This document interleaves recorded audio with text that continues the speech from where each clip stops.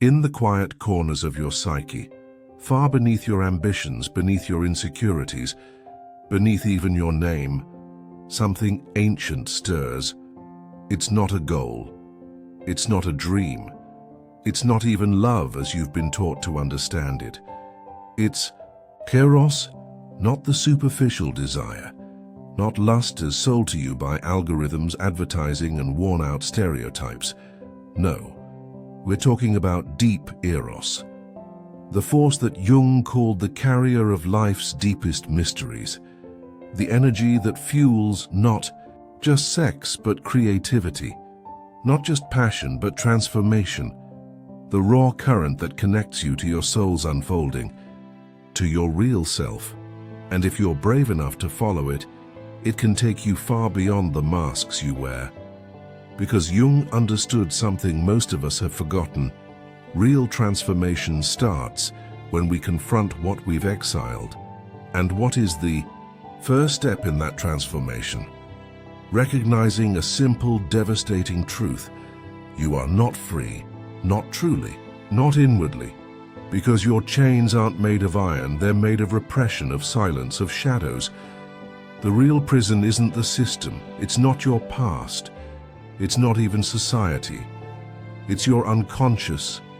It's in the dark corners of your psyche where your Eros, your instinctual power, has been distorted, judged, and buried. And until you turn inward, you'll keep seeking outside what's always been within. You'll chase relationships, success, recognition, mistaking them for salvation. But what you truly crave is reconnection with that primal, sacred energy that existed in you before the world told you who you were supposed to be. Sex? Yes, but not as entertainment, not as manipulation. Sex, as Jung understood it, is a symbol, a portal, the most honest door to your inner world. And here's the question: are you going to keep living as if that door doesn't exist? Because if you choose to open it, nothing will ever be the same. And this is where it gets more twisted, because most people don't just suppress Eros, they project it.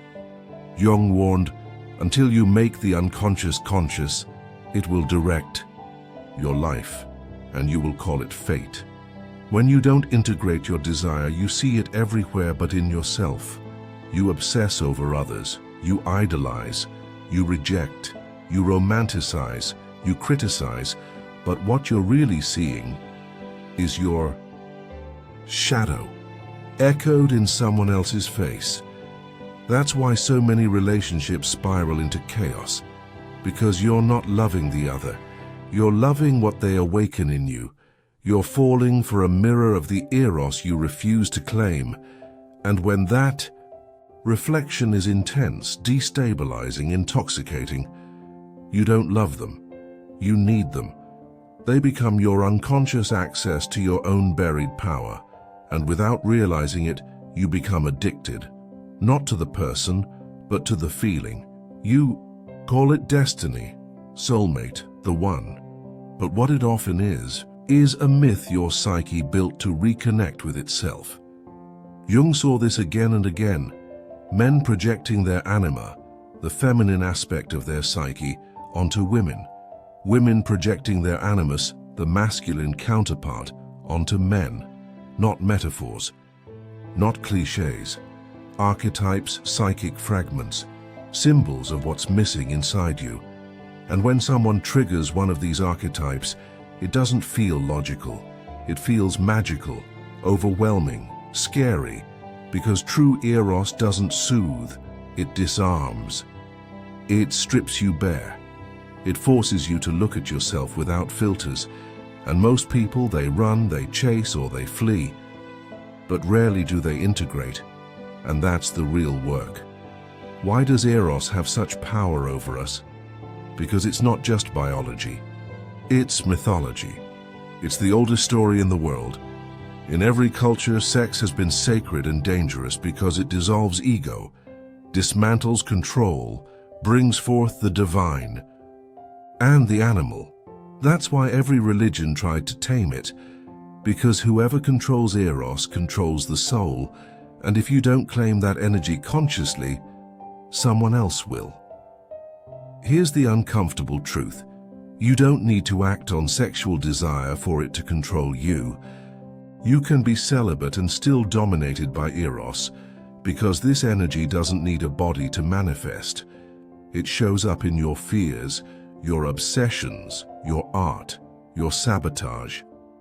If you repress it, it will find another way. It will become envy, arrogance, rage, longing, or numbness. Sometimes it becomes the very mediocrity you've been drowning in, because yes, even mediocrity can be a form of punishment, a way of silencing your own fire. Jung understood that what is not transformed is repeated, and unintegrated Eros becomes compulsion, pattern, trauma passed like a curse from generation to generation. Think of the families torn apart by secrets, the lovers who destroy each other, the lives lived behind masks, all because no one dares to speak the truth. Our relationship with desire is broken, and the unconscious doesn't negotiate, it just expresses. If you don't give it a voice, it will scream in other ways. That's why Jung spoke of inner alchemy, turning base instincts into gold, turning blind longing into conscious direction. And yes, this takes courage, because confronting Eros is confronting your deepest fear, that your entire life might have been shaped by what you refused to feel. Maybe your willpower wasn't will, but reaction. Maybe your choices were just defenses. But when you finally stop running, something extraordinary happens. You become free. Not free to indulge every impulse, but free to choose with awareness. Free to look at your Eros and say, I see you, I don't need to hide you, I can walk with you. And that changes everything. It changes how you love, how you create, how you see yourself in the mirror. You stop fighting your nature, but be warned.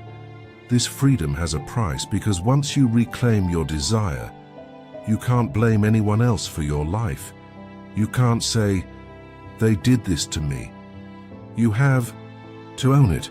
You built the cage, you swallowed the rules, you silenced the voice, and owning that is not easy, especially in a culture addicted to victimhood. But breaking free means dying to the version of you built to be good, to be liked, to be safe. And that hurts, because desire cannot heal until it burns away the lie. But imagine, what if you'd been told from the beginning that Eros was not your enemy? That it was your compass?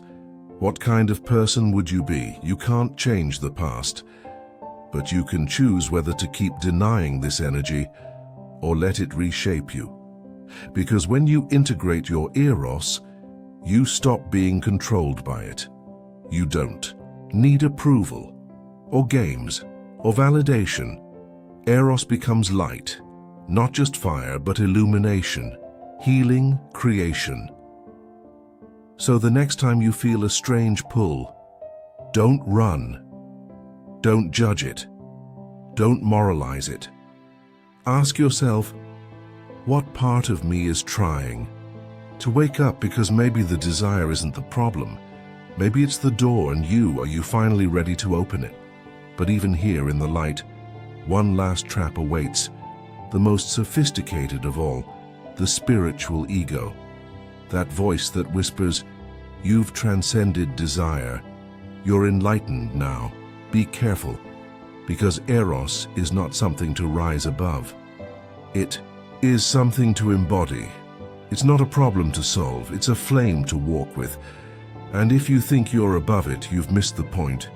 The real work isn't awakening to Eros, it's walking with it, not worshipping it. Not fearing it, not turning it into identity, but honoring it as part of you. A sacred fragment of your soul's fire, because fire, when denied, burns. But when accepted, it illuminates. Look around. What are people really chasing? Money? Status? Followers? Or are they chasing the Eros they buried when they learned to behave? Society wants you tamed, predictable, disconnected, because a person who's claimed their desire cannot be controlled. They don't buy empty dreams. They don't need tribes to feel whole.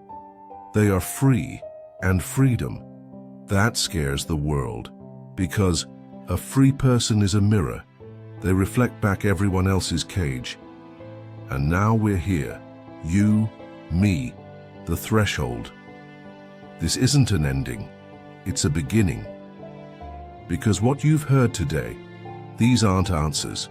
They're sparks, cracks, seeds, and if something inside you moved, don't ignore it. Maybe now you'll start seeing the patterns, the moments you silenced yourself, the truths you never said, and that discomfort. That's good, because only what's seen can be healed. So if you've come this far, write this below. My shadow no longer scares me. This space isn't here to entertain, it's here to awaken. Now close your eyes, turn off the screen, and ask yourself in silence, what part of me is still waiting to be seen?